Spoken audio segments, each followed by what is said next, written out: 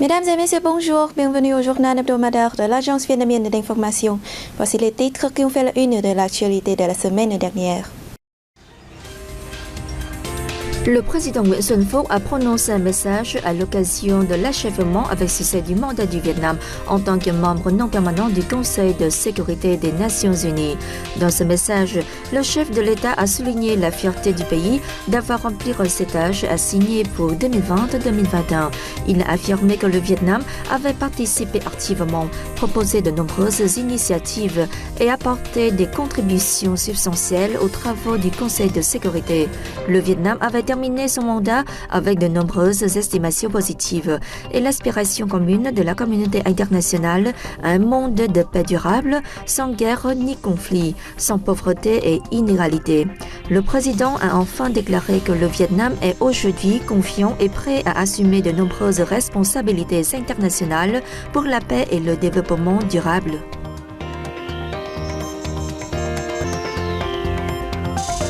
Le ministre vietnamien des Affaires étrangères Bùi Thanh Sơn et son homologue Lào Salamsay Kommasith ont co-présidé le 28 décembre à Hanoï la 8e consultation politique au niveau ministériel entre le Vietnam et le Laos. Les deux ministres ont déclaré apprécier le développement des relations bilatérales, constatant que ces 11 premiers mois de 2021, le commerce bilatéral avait dépassé 1,2 milliard de dollars, en hausse de 33,6% par an. Le ministre Lào Salamsay Kommasith a affirmé le soutien de son pays à la candidature du Vietnam à siège au Conseil des droits de l'homme des Nations Unies pour le mandat 2023-2025. Durant son séjour, le ministre Lào a co-présidé une conférence concernant le guichet unique au poste frontalier international Lao Bảo de Savan et une réunion des délégations frontalières Vietnam-Laos. Le 11e congrès national de l'Association des journalistes vietnamiens, mandat 2020-2025, s'est tenu le 31 décembre à Hanoï. Plus de 5500 délégués représentant les plus de 20 000 membres de l'association y ont participé. Les Quốc Minh, membre du comité central du parti, rédacteur en chef du journal Nhân Dân, chef adjoint de la commission de la sensibilisation et de l'éducation du comité central du parti, a été élu président de l'association. Présent à l'événement, le permanent du secrétariat du comité central du parti, Võ Văn Thưởng, a demandé à l'association de continuer à adopter des réformes pour une meilleure performance, appelant les journalistes à signer et améliorer leur niveau de théorie politique et le professionnalisme pour contribuer au développement de la presse révolutionnaire.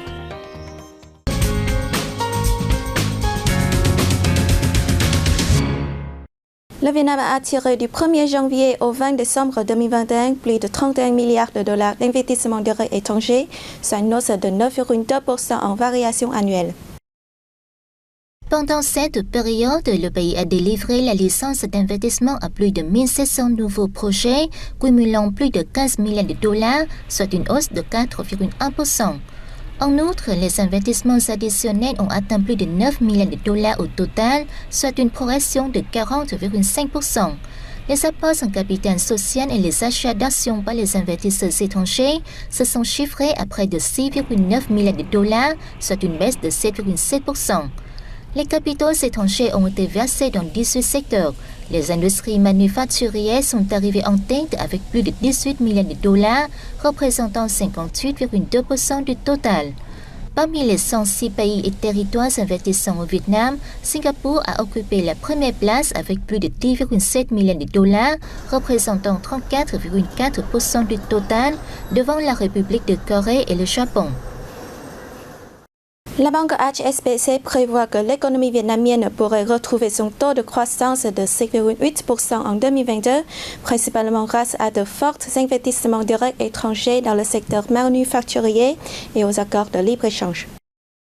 Selon HSBC, l'expansion de la classe moyenne et aisée au Vietnam stimulera la consommation, en particulier dans le divertissement et le tourisme.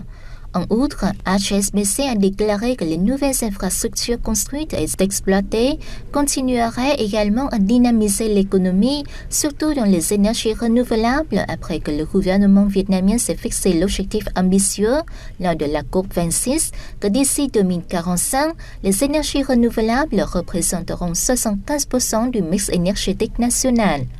Ces derniers mois, on a observé un rebond des activités de production et d'affaires dans l'ensemble du pays et le retour de la confiance des investisseurs. HSBC estime que l'inflation pourrait atteindre 3,5% en 2022 et donc rester dans le seuil autorisé par le gouvernement.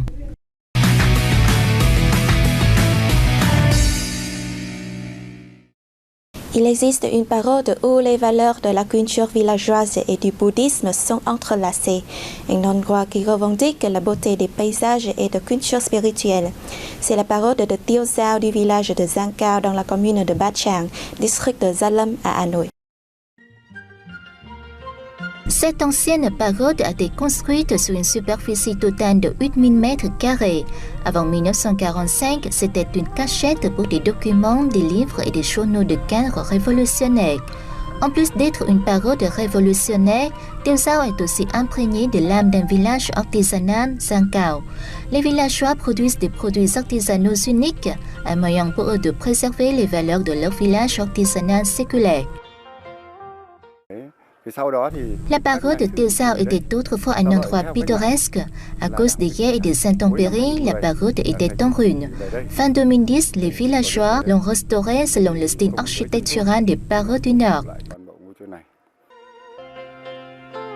Les visiteurs peuvent immédiatement voir le caractère unique de cette pagode entièrement construite en briques traditionnelles. Les piliers sont en bois avec des motifs soigneusement sculptés. Tous les objets de culte tels que autels et statues sont en céramique, fabriqués par des artisans qualifiés du village. La pagode de Tiêu Giao compte 78 statues en céramique reflétant le savoir-faire des artisans du village. Ce n'est pas seulement un lieu spirituel, mais aussi un bâtiment unique reflétant l'identité d'un village artisanal traditionnel. L'espace extérieur est également décoré de statues. Tous les piliers de la pagode sont recouverts de délicats carreaux de porcelaine. Tous les éléments décoratifs reflètent les traditions et la culture de la commune de Ba Chang, connue depuis longtemps pour ses céramiques. Ce cocktail de culture et spiritualité rend ce lieu encore plus significatif, pas étonnant donc que la pagode soit devenue un lieu idéal pour tous ceux qui souhaitent s'immerger dans un espace calme et profiter de la sérénité de la campagne vietnamienne. Pour le passage du Nouvel An, l'Agence vietnamienne d'information a sélectionné pour vous les 10 événements nationaux les plus marquants de 2021.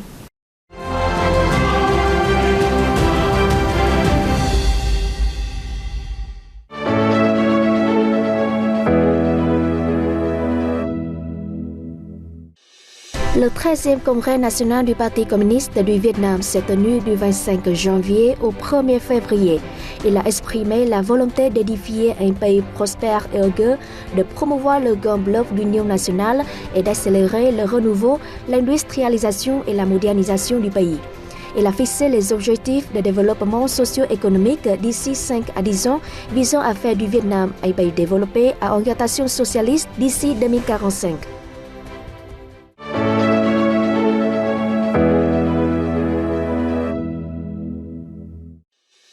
Le 23 mai 2021, 99,6% des électeurs du pays sont allés aux urnes pour élire les députés de la 15e Assemblée nationale et les membres des conseils populaires de tout niveau pour le mandat 2021-2026.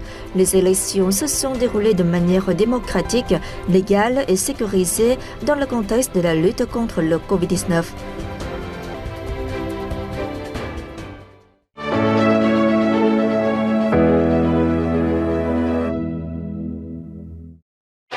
Face à la 4e vague épidémique et à l'apparition du variant Delta, avec le nombre croissant de cas d'infection et de décès, le parti et l'État ont changé la stratégie, passant de zéro Covid à adaptation sûre, flexible et contrôle efficace de l'épidémie. La mise en œuvre de la résolution 128 du gouvernement promulguée le 11 octobre 2021 sur l'adaptation sûre et le contrôle efficace du Covid-19 dans l'objectif de protéger la santé de la population a permis de contrôler l'épidémie, de relancer progressivement l'économie et de stabiliser la vie de la population.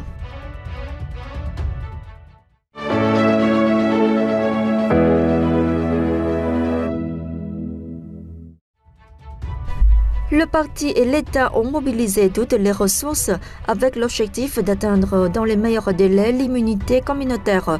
Au 25 décembre, près de 98% de la population de plus de 18 ans a reçu une dose de vaccin, soit 4 fois plus qu'en août dernier. Et plus de 80% la deuxième, soit 21 fois plus. La vaccination des adolescents de 12 à 18 ans est déployée rapidement.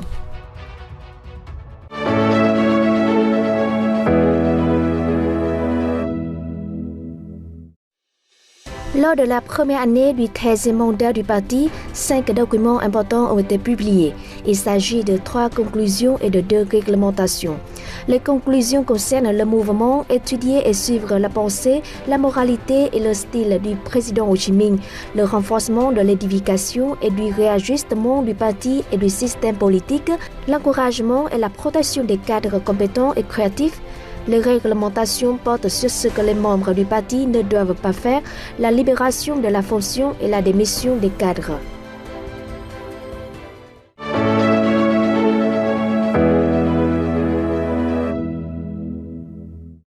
La conférence nationale sur la culture visant à mettre en œuvre la résolution du 13e congrès national du parti a défini 6 objectifs concrets et 10 mesures claires pour préserver l'identité nationale, développer la culture vietnamienne dans la nouvelle période.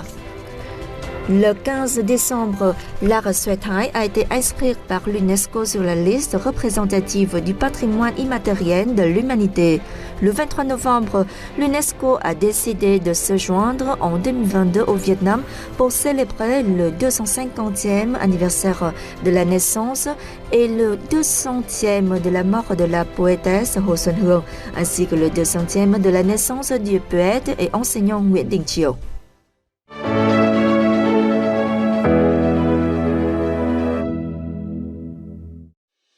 À la COP26 tenue en novembre à Glasgow au Royaume-Uni, le Vietnam s'est engagé à atteindre zéro émission nette d'ici 2050 et à réduire de 30% ses émissions de méthane d'ici 2030, affirmant une forte volonté politique dans l'accélération de sa restructuration économique et sa résilience au changement climatique. Le Vietnam a terminé avec succès le 2e mandat en tant que membre non permanent du Conseil de sécurité de l'ONU. Il a été réélu membre de la Commission du droit international des Nations Unies pour 2023-2027 et élu membre du Conseil exécutif de l'UNESCO pour 2021-2025.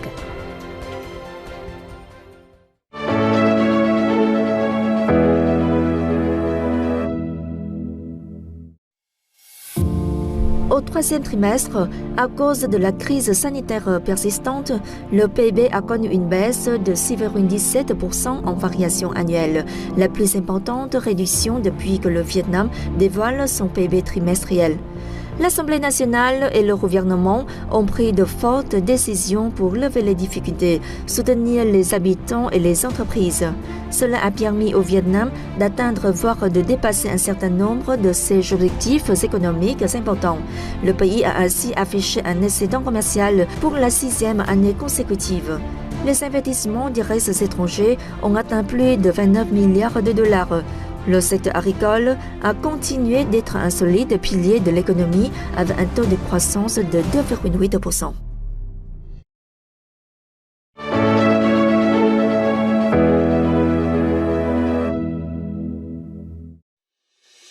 La mise en service le 1er juillet du système de base de données nationales sur la population sera une base importante pour le développement du gouvernement électronique.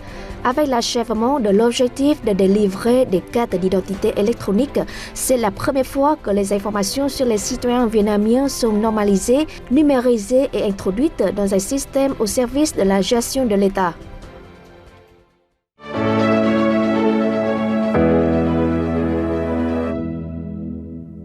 L'équipe nationale de football a été qualifiée pour la première fois de son histoire pour le tour final des éliminatoires asiatiques de la Coupe du Monde 2022, en se qualifiant 2 fois consécutives pour les 8e de la finale de la Coupe du Monde de futsal.